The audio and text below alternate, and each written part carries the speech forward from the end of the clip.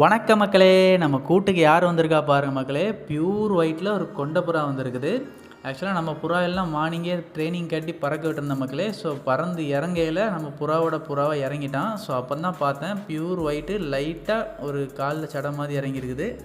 Semi adult புறா தான் மக்களே. ஸோ ஸ்கூல் லீவ் விட்டுச்சு. பசங்க எல்லோரும் குட்டி குட்டி பசங்கள்லாம் புறா வளர்க்க ஸ்டார்ட் பண்ணிட்டாங்கன்னு நினைக்கிறேன்.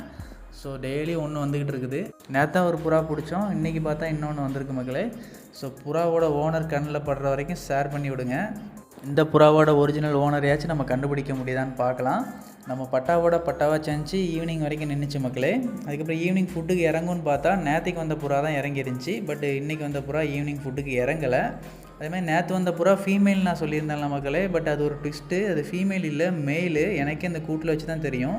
ஸோ மதியம் போல் வந்து பார்த்தா பயவில் நல்லா கூவிட்டு இருக்குது மக்களே. ஸோ ஒருத்தவங்க சொல்லியிருந்தாங்க கழுத்தை வச்சு மெயில் ஃபீமேல் பாருங்கன்னு. அது எல்லா டைமும் செட் ஆகாது. நேற்றைய வீடியோவில் பாருங்கள், இது ஃபீமேல் மாதிரி தான் இருக்கும் கழுத்து. பட் இன்றைக்கி நல்ல கூடு செட் ஆனாலும் கூவ ஆரம்பிச்சிட்டான். அப்படி இல்லைனா ஃபீமேல்னு நினச்சிட்டு இருந்துருக்கோம் மக்களே. ஆல்ரெடி நம்ம கூட்டில் ஒரு 3 மெயில் சும்மா தான் இருக்குது. அது போக இது வேறு 4வது மெயிலாக வந்திருக்குது. ஸோ வந்த புறா கொண்டையாச்சு ஃபீமேலாக இருக்கான்னு பார்க்கலாம். ஸோ நான் வெயிட் பண்ணேன். ஈவினிங் எப்பவும் போல் நம்ம பட்டாவாக அடையிறதுக்கு வந்துருச்சு. பட் இவனும் அடைய ரொம்ப டைம் ஆகிட்டான் மக்களே.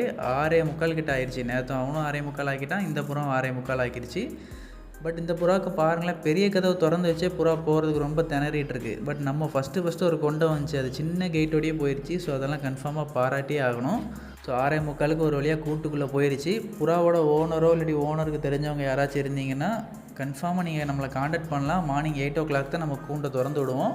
ஸோ அதுக்கு முன்னாடி நீங்கள் காண்டாக்ட் பண்ணிங்கன்னா நம்ம புறாவை பிடிச்சி வச்சுருக்கோம் மக்களே.